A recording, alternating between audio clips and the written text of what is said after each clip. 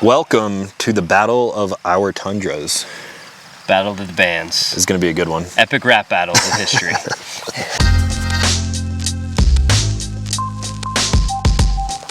What's up, everyone? Back with another episode of Stuff and Things. I'm here today with Mike, and a lot of you guys think that Mike and I compete against each other all the time. I get comments, I'm sure you get them too. People are like, oh, of course you got a Tundra. Mike has a Tundra. Yeah. Maybe you don't know, but we're bros. We have a lot of the similar interests and whatnot. So today we're going to talk about the differences between the two Tundras that we just built. But it's like, maybe these people don't have friends, because when you have friends, like, you kind of like to do the same stuff, right? Exactly. And so we do the same stuff, we like the same things, and yeah. So there's some inherent crossover. When you're out on trails, you see people camping and overlanding together. You see groups of Jeeps, you see groups of Toyotas, and I mean, that's essentially what we're into, so. And there's only 2 Toyota trucks to choose from, so. Yeah, you've got them both. You had them both? I had them both. We'll have them both. Yeah. We'll have them both again. We're gonna copy each other on the 4th gen. Yeah. The reason I wanted to make this video is because you guys requested that I get a Tundra. Mike actually let me drive his old Tundra before I purchased mine, and I got a lot of good impressions from that. So we both have Tundras. Mike has his new one now. There's differences between the two, and we kind of built them up to be a little bit different from each other, just depending on what we want to do with it. Same. But different, but still same. But still same. So let's go over your trim level, just the truck as a whole. So what do we got? Mine is platinum because I wanted to flex on the port. No. I decided to go for the platinum. I actually made a whole video on why I decided to go the platinum. It's kind of long, but you kind of get a lot of nice creature comforts. I have family, gonna have 2 car seats in the back. It's kind of a nice chariot for the family, so to speak. So I actually optioned up a little bit to get some of those luxuries that I really like. Don't regret it. And you went from a double cab to the Crew Max, which was a big factor too. Correct, yeah, I had a double cab with a 6.5 foot bed. Loved it. I think it's a better looking truck. Actually, I was building the house at the time. I wanted the bigger bed. I didn't have any kids. Well, I had a 13-year-old stepdaughter, but I didn't have any babies, any car seats at the time. So that trim and that spec really made sense. Babies, rear-facing car seats, needed a bigger back seat. And that leads right into why I went with the double cab. You guys know I don't have a big family, I don't have babies or anything. I came from an Axis cab Tacoma, and I built that truck to carry around a camper in the wintertime. So I'm used to the longer bed, and I decided I don't need back seats right now. So that's why I went with the double cab instead of the Crew Max. I look at the inside of Mike's truck and I'm like, ooh, that would be nice to nice back seat. It's huge, nice back especially seat. Compared to my truck. But yeah, you can haul around more people. Honestly, you have more space for gear and stuff in there. And I'm not even using the full 6.5 foot bed on my truck, but there is a reason why for the camper, but also because of the fitment of my camping setup, which we'll get into at one point. Yeah, longer bed means you can put a longer tent on there without overhanging the back or having to go up over the cab. So a longer bed is nice for rooftop tents, for sure. The short bed Tacoma or the Tundra, you're kind of limited on what tents you can use that are low below the cab without overhanging too much, especially if you're trying to get like a big tent to sleep 4 people. So yeah, that is one of the main considerations for bed length, honestly.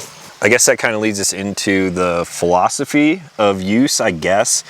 Your truck is more set up obviously for family, having the bigger back seat, but also the modifications that we chose, you kind of leaned into the prepared thing and the comms and the radios and stuff like that. And then I leaned into, it's just a big full-size truck for camping, so. Yeah, there's kind of like, it reflects a stage in life, so to speak. I'm really nerding out on like ham radio right now, so some of the electrical system and a few little things I did to nerd out on that stuff. And then the build in general, I went the full bumpers, front and rear, full steel, lights, winch, all that stuff. So some similarities when it comes to how we're gonna build our trucks out for adventure, but But I just went full bumper because I'm like, I just want to plow people out of the way if I need to. Yeah, and that makes a lot of sense too. Obviously, you're gonna have way more protection, even for deer, elk, stuff up here. I live in the mountains of Colorado. And I wanted to retain, obviously, the more factory-ish look, so you can't even really tell, but my truck does have a C4 Low Pro bumper on it, and it's clean. It's nice and seamless. Yeah. And we're actually running very similar fair leads and everything. Actually, they're exactly the same. I think same winch. Same winch. We're both running come up 12,000 pounds, and might be a little overkill for the weight of the Tundra, but you might as well fit a 12,000 in there if you got the room. That's another thing, like we work with some of the same companies, so you eventually develop brand partnerships, and with those brands sometimes you go on trips, so you mingle with the same people, and so Talon and I kind of come together. We have a lot of the same friends, a lot of the same connections in the industry, so within the same trucks we kind of have some of the same brands as well. I've actually taken intentional steps to try to do things a little bit differently, honestly, so we're not building like the exact same truck. So if it wasn't for like YouTube and like people hating that we have the same truck, probably we would have basically the same truck with the same brands. Yeah. But we've actually, just so you know, we've taken some intentional steps to differentiate them a little bit, honestly. Which in the grand scheme of things doesn't really matter. Like Mike said, I mean, we probably would build very identical stuff. Like in the future, I mean, my truck is at like stage 1, which is just factory-ish suspension. It's good for going out there camping, having a lot of room.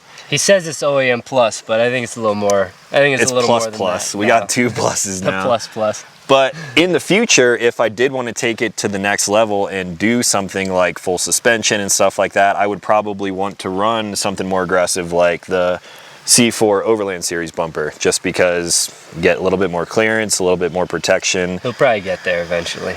I've been pretty conservative so far. I'm trying to keep it as... Once you snag that double chin on something, you're going to rip it off, and then he's going to be like, all right. I came close when we were in Moab, but I was very particular. I drug it actually on a video that might be up. Didn't hit it on anything, but it was a really tight trail, and I scooped basically dirt with it. With your bumper already? Yeah. Nice. So then let's talk about wheels, tires, suspension while we're at it. We're both running 37s. Looks like you're on ROWs with Open Country. Toyo Open Country AT3s, so kind of the less aggressive of the Open Countries. Yeah. Snowflake rated.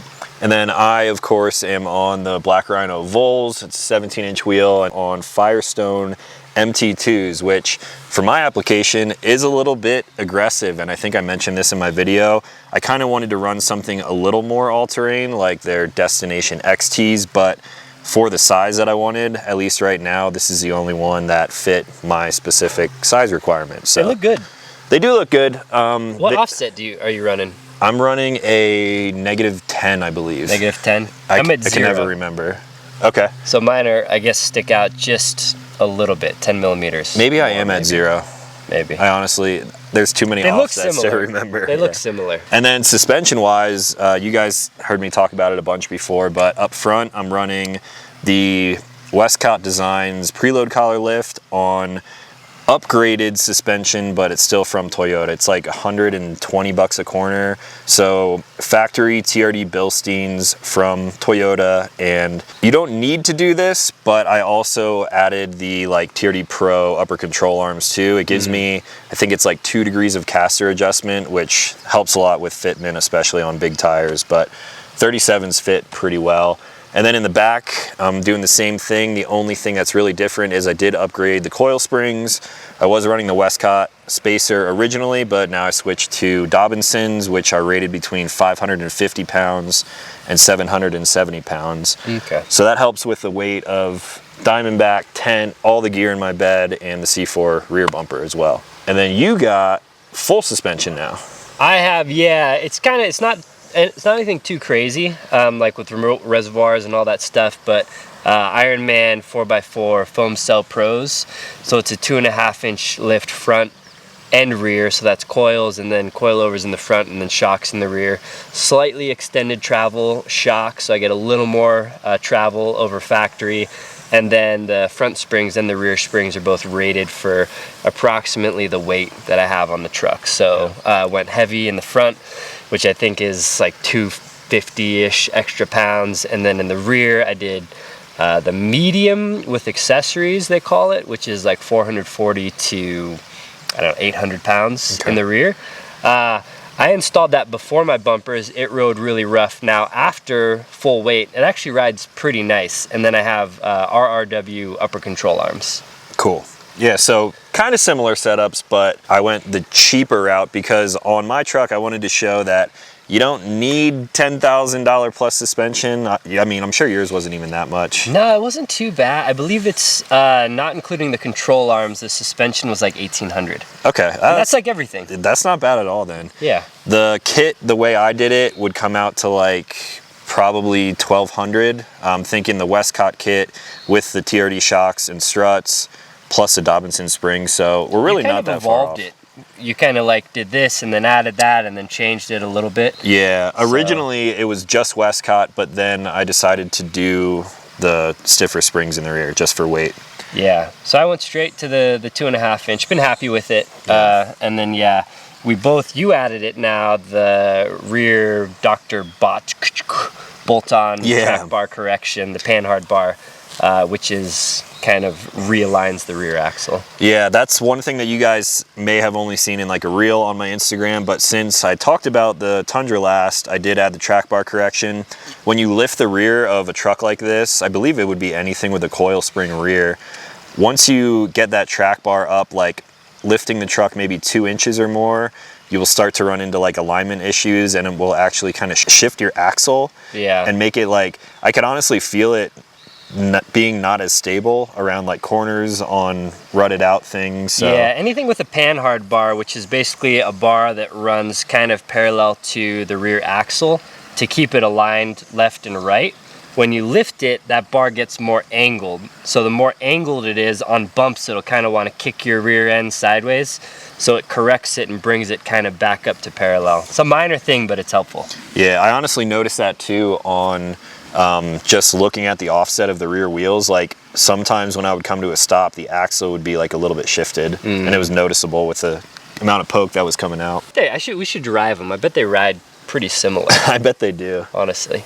Yeah, there's a lot of extra kind of little accessory things. We're running both the same Alpha Rex headlights right now. Oh yeah, they look good. They look really good. Amber DRLs on both of them. TRD Pro grills, and then for lighting, you're running a lot of new KC stuff. Yeah, I mean, they're pretty nice. KC, I got the Flex Era light bar. That thing is crazy. It looks really good. It was hard to cram in there, honestly.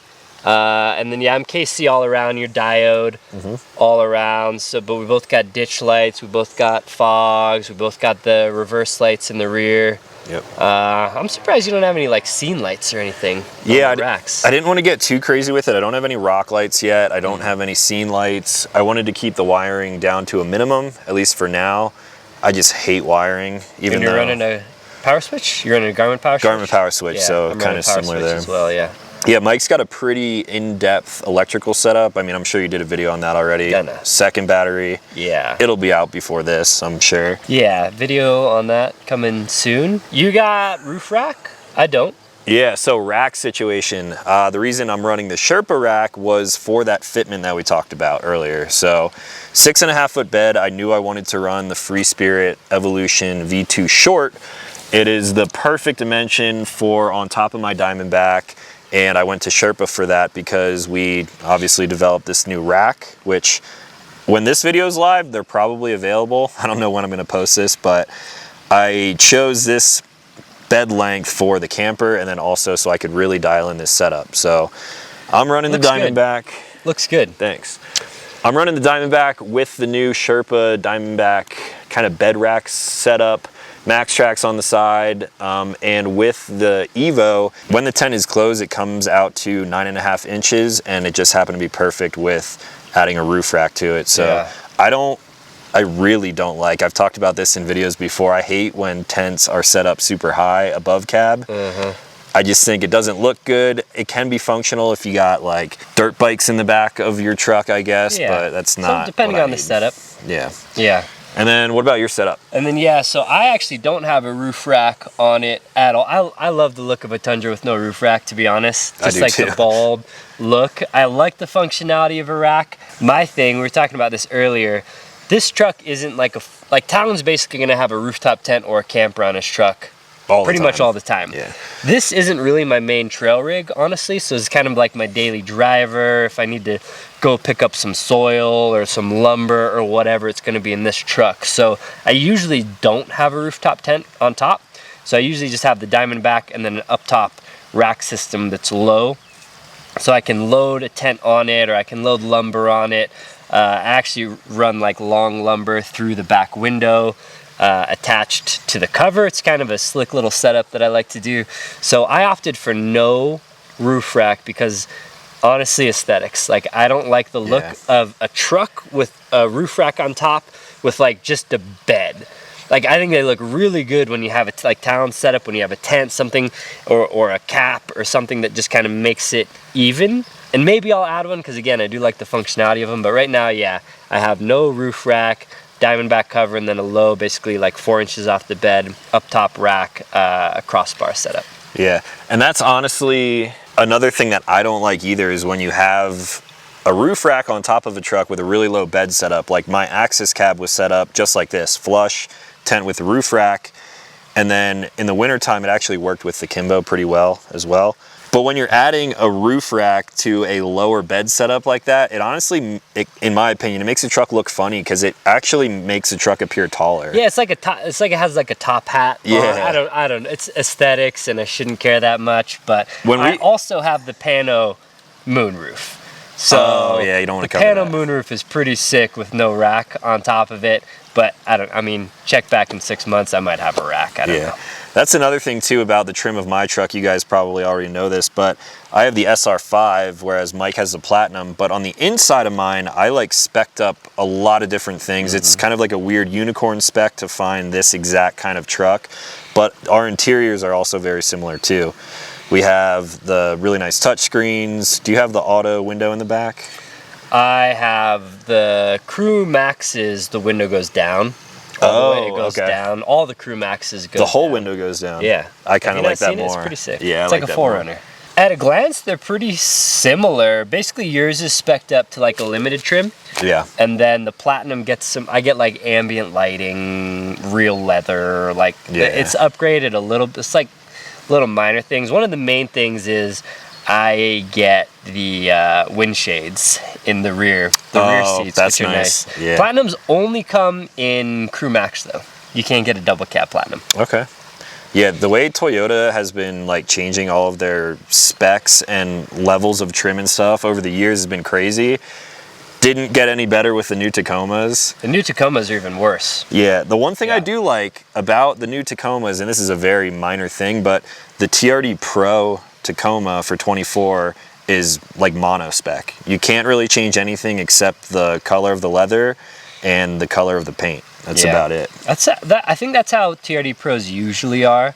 There's not a whole lot of once you get to upper trims, I feel like it's a lot like that. They're just putting everything in. Like the Platinum just pretty much has everything. You can add like running boards or not. Yeah. Or you can actually, the one thing I wish I had actually, because it would have been nice on my last trip, was a locker. So I don't have the TRD off-road package. Oh, so did you have to change out your axle when you did your suspension? No, I've heard a lot about that, but there's a lot of people running, you know, like Baja dunes, not the lights. And they're just like on the stock non-TRD axles and fine, but I have heard if you flex too much, you can pull the axle out. But the last trip I did full flex, like maxed the truck out, and I haven't had any issues yet. So I may upgrade the axles eventually. Yeah. But I wish I had a rear locker and I wish I had MTS. Honestly, it's like a $3,000 or $4,000 upgrade. Yeah. And I was in a hurry and just there weren't any Platinum. I wanted the Platinum more than I wanted the TRD off-road, and there weren't any Platinums with TRD off-road. I may add a locker later though. Yeah. And then upgrade the axles. The MTS and the locker, it's definitely nice. Like I've just tested them out when we were in Moab the other week. MTS is good. Especially with a big truck. Like I've never really used it in my Tacoma. I never really needed to. Yeah. But there were some there was some stuff where I was like trying to figure out the size of the truck because it's my first time off-road with it. And I just turned it on just to mess around with it, and it works pretty well, surprisingly. Yeah. I never liked the crawl control. I never really used crawl control, but the MTS is actually pretty slick. It actually, I've been in some situations in the Tacoma, my Tacoma has MTS, and it really would apply traction to the wheels that were slipping. So the MTS is pretty good. Mine's supposed to, I thought it would be okay because it has a limited slip differential, maybe front and rear, but maybe just the rear. I don't know, man. I just went on a trip and it was just, my loose tire spun forever. So I don't know what kind of limited slip in there, but it sucks. Yeah. Oh. Well, that's a lot of talking about our trucks. I don't really know what else we could cover. Tent? None of us we don't have gearing. I get that question a lot. Like, did you need to re-gear? Nah, we live in Colorado, high elevation, cruising through the Rocky Mountains, 12,000 feet, whatever. It's fine. The turbos with the 10-speed turns of the 37 is just fine. I don't think. Yeah. I don't feel that I need gears. If I was turning it into a crawler and I wanted to reduce my low range or something, I could see it. But driving around is great. Yeah, another thing off of that too is I drive around in normal mode most of the time, unless I'm always in normal. Yeah, like I know sport. some people do sport. Sport's nice. I think it might be a little bit too touchy for like around town and stuff. And then I have tow haul and tow haul plus. I'm assuming you have that too. Yeah, I do too. We both don't have hybrids either. Yeah, both gas. That is the only thing. And I've driven my friend. I have a 5.7 LX570, the 5.7 liter V8 LX570. I've driven my friend's 5.7 liter Tundra on 35s. Much smoother, much more powerful, feels much faster. I feel like there's a little bit of turbo lag like right off the line. And that's where the hybrid is supposed to fill that gap of kind of right before the turbo lag kicks in. So like if you're at a stop sign and you got to pull out into traffic real hard, I'm just cognizant, I got to step on it. Yeah. And when you do get into boost, it moves pretty good. It moves, yeah. So another thing, talking about running 37s on a truck like this, I think it is the most proportional looking tire. And like we just said, there's really no downside as of yet. I mean, you're going to take a hit on miles per gallon and fuel economy, stuff like that. Yeah. But fitment is such a big thing when it comes to trucks like this, cars in general, when you're changing wheels, tires, and suspension. Another thing that we just did to my truck is we removed another one of the crash horns. I kind of hit on this in the initial video when we were lifting the truck, but we actually cleared more space in my wheel wells. I was like touching with the tire, but I couldn't even hear it inside of the cab. I could just see it was rubbing a little bit. So when you cut those horns off, as you guys can see in the video, it is basically completely smooth. As long as you have someone who's good at welding or really just grinding in this case, you just kind of grind off the old welds because they're crash horns welded onto the front of the frame. So it's kind of like a body mount chop essentially, but the body mount stays where it is. And you hit it with paint and it looks pretty factory like Toyota intended on doing that. Yeah. Did you do the same on yours? I didn't look under there. Did the same thing on mine. You're not going to rub around town at all. I just went on a trip where I was super flexed out and rubbed a little bit. I didn't add longer bump stops. I don't even know if like Durabump or anyone has some. I don't know if they have. But I was like fully tucked into the fenders and rubbed a little bit. But you can get 37s to clear very easily. Again, only on 2.5 inches of lift. I think you're sitting at around 3 up front probably. So I'm even a little lower than you up front. I'm about 3 in the front, 2 in the rear technically. Yeah. But yeah, and it seems fine to me. Aesthetics, 37s look dope for show. 35s are probably the sweet spot because you can fit a full 35-inch spare tire under the bed. That's another thing. You have a matching 35-inch tire under yours. Yeah, so I have 37s, but I have a 35-inch spare. So in a pinch, I could use that spare, put it on the front, even on the highway for a while, put it on the front, put it in two-wheel drive, and drive as far as I realistically need to get to a shop or whatever. Glue treads or tire repair kits might come in handy. But I have a nearly full-size spare if you were running 35s all around, you could have a full-size spare in just the normal spare tire location, which would be nice. And that relates to Tacomas as well. We've talked about this. I mean, I have, I'm sure you have too. 33 is kind of the sweet spot on at least a 3rd gen Tacoma. We might find something different with the 4th gens, but 4th gens can fit bigger. They can fit bigger. We don't know. I mean, I've seen a lot of people talking about overheating issues and whatever. That's something for another video, but I think at least on the 3rd gens, the 33, maybe 34 is kind of the sweet spot. 35's maybe a little overkill for most people, but we use our trucks a lot off-road, so. Yeah, and the bigger tires, there are practical benefits. I was just on a trail with Clay from EXO. He was in a Tacoma on 33s. He has nice suspension. I was in the Tundra on 37s. My suspension's pretty nice, but probably a third the cost of his suspension. Both of us were running highway PSI, and we were like, all right, let's just see how far we can go without airing down, like comfort-wise.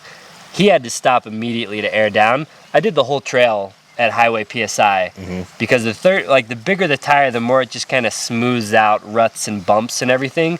So that's another nice thing. It smooths everything out. Yeah, and I honestly don't love airing down unless like I know I'm going to be off-road for a while. Most time it's going into the unknown, so I haven't even aired down the Tundra yet. We did one trail that was pretty bumpy, but like you said, 37s allow you to roll over stuff a lot easier, and I still need to figure out a way to mount a compressor in my truck because there's not a lot of support for the double cab. The Crew Max, there's some options where you have your dual battery setup, your extra battery. So I'll cross that bridge eventually. I'm just carrying around a little portable battery charge thing for now. That's a lot of talking about the trucks. We're losing daylight now. I just wanted to get this in quick because a lot of you guys ask about comparisons between trucks and stuff, so that's that. You can follow Mike, obviously, on his channel. You probably already know him, but I'll leave a link up there and down below. You can see his whole build series, everything that he's done, and if you haven't caught the stuff that I did to my truck, a link for that up in the corner as well. Guess that's it. Thanks for watching. We'll talk to you in the next one. Don't forget to hit that thumbs up button.